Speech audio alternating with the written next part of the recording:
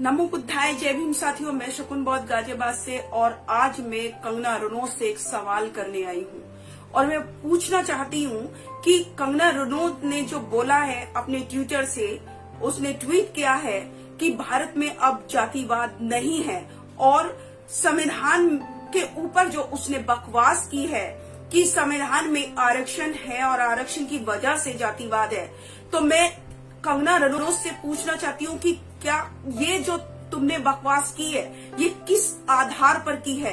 क्या आपने संविधान को पढ़ा है? क्या आपने जानने की कोशिश की कि ये आरक्षण क्यों मिला है? क्या आपने ये जानने की कोशिश की कि महिलाओं के लिए क्या अधिकार उस संविधान में दिए गए हैं? नहीं जानने की कोशिश की, क्योंकि अगर तुम इस संविधान को पढ़ लेती तो इतनी कोई बकवास ना करती। और आज मैं तुम्हें बताती हूँ कि संविधान कितना वैल्यू करता है हम महिलाओं के लिए।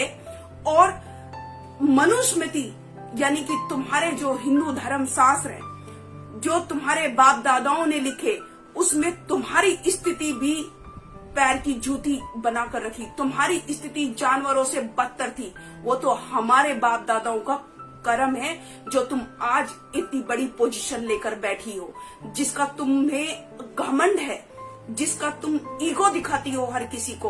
वो तुम्हारी मेहनत का नतीजा नहीं, वो हमारे पूर्वजों का तुम पे कर्म है कि उन्होंने भारतीय संविधान में तुमको संपूर्ण अधिकार दे दिए और जिसकी बदौलत आज तुम इस पोजीशन पे बैठ गई। नहीं तो तुम वैसी ही सही थी, क्योंकि तुम्हारी स्थिति वैसी ही होनी चाहिए थी जैसे तुम बकवास करती हो। अरे तुम तो हाई सोसाइटी में रहती हो ना, तुम्हें क्या पता कि भारत में कितना जातिवाद आज भी है, जबकि भारतीय संविधान के अकॉर्डिंग जातिवाद एक कड़ा अपराध है। लेकिन तुम लोग अपने बर्ताव से, अपनी घटिया मानसिकता से बाज नहीं आओगे, क्योंकि तुम लोगों को आदत पड़ी हुई है। और रही बात आरक्षण की, तो आरक्षण की मैं तुम्हें बताना चाहती हूँ कि आज तुम लोगों को दर्द क्यों होता है। वो दर्द तुम्हें इसलिए हो रहा है क्योंकि तुम नहीं चाहते थे कि हम लोग आगे बढ़े, क्योंकि तुम्हारे जो हिंदू धर्म शास्त्र हैं, मैं और किसी की तो बात ही नहीं करती, मैं खास महिलाओं की बात करना चाहती हूँ कि तुम्हारे जो हिंदू धर्म शास्त्र है, वो चाहे कोई भी हो, चाहे वो वेद हो, चाहे वो गीता हो, चाहे वो रामायण हो और चाहे वो मनुस्मृति हो, जो मनुस्मृति के तहत जो तुम्हारी स्थिति थी, यानी कि खास महिलाओं की जो स्थिति थी, भारत की जितनी भी महिलाएं हैं वो सभी को उन्होंने शूद्रों से भी नीचे बनाकर रखा। तुम्हारे मनु के विधान ने महिलाओं को पैर की जूती से बढ़कर और कुछ नहीं जाना। उनसे हर अधिकार उस मनु ने छीन लिए थे।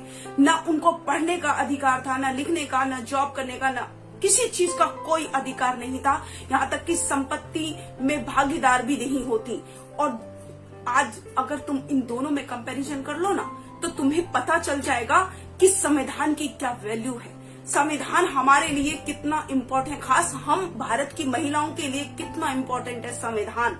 लेकिन तुम्हें कोई बकवास करनी आती है, क्योंकि तुम लोग पढ़ते नहीं हो, तुम लोग सुनी सुनाई बातें करते हो।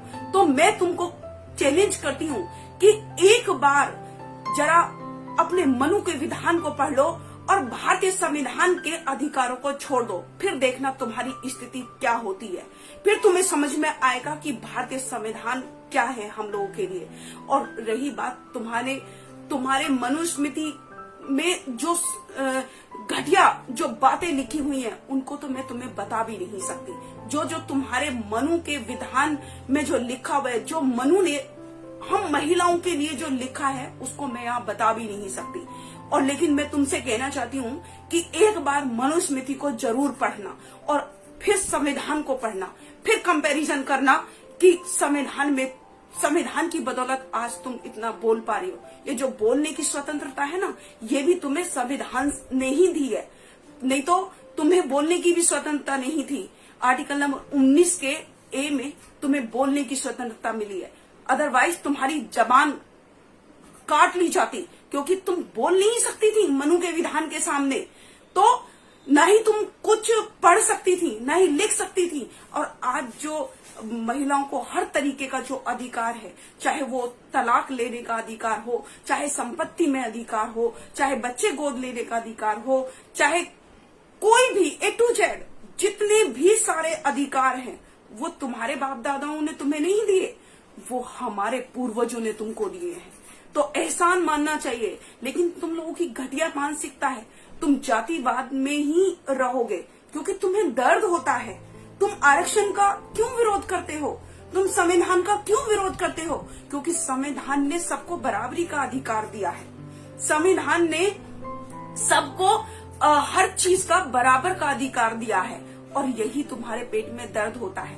क्योंकि पहले तुम्हारे मनु के जो विधान ने जो ये कहा गया था कि जो इंसान एक कैटेगरी में है वो उसी कैटेगरी का काम करेगा, लेकिन आज हमारे लोग जो है पढ़ लिख कर आगे बढ़ रहे हैं, आईएएस, डॉक्टर, PCS बन रहे हैं, तो उन्हें देखकर तुम्हारे पेटों में दर्द होता है, इसलिए तुम संविधान का विरोध करते हो। लेकिन मैं तो तुमसे पूछना चाहती हूँ, तुम तो एक महिला हो, तुम्हारे लिए तो बाबा साहेब ने कितने कड़े प्रयास किए हैं। तुम्हारे लिए तो हिंदू कोड बिल बनाया है, यानी कि हम महिलाओं के लिए।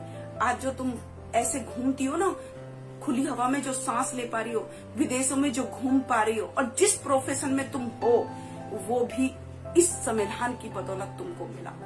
और मैं तुमसे कहना चाहती हूँ कि जो तुमने बकवास की है, उस बकवास के लिए तुम्हें माफी मांगनी पड़ेगी, क्योंकि तुमने भारत के संविधान के बारे में बोला है, और भारत का संविधान कोई एक पर्टिकुलर व्यक्ति के लिए नहीं, बल्कि वो हर इंसान के लिए बराबरी का हक देता है, और इसीलिए तुम लोग उसका विरोध करते हो। इसीलिए तुम्हारे पेटों में दर्द होता है, क्योंकि तुम नहीं चाहते कि जो नीचे तबके के जो लोग हैं, जिनको तुमने हजारों सालों से हर अधिकार से वंचित रखा था, तुम अभी भी, तुम्हारी मानसिकता वही है कि वो लोग अभी भी नीचे ही रहें, वो लोग आगे ना बढ़े, इसीलिए तुम लोग आरक्षण का विरोध करते हो।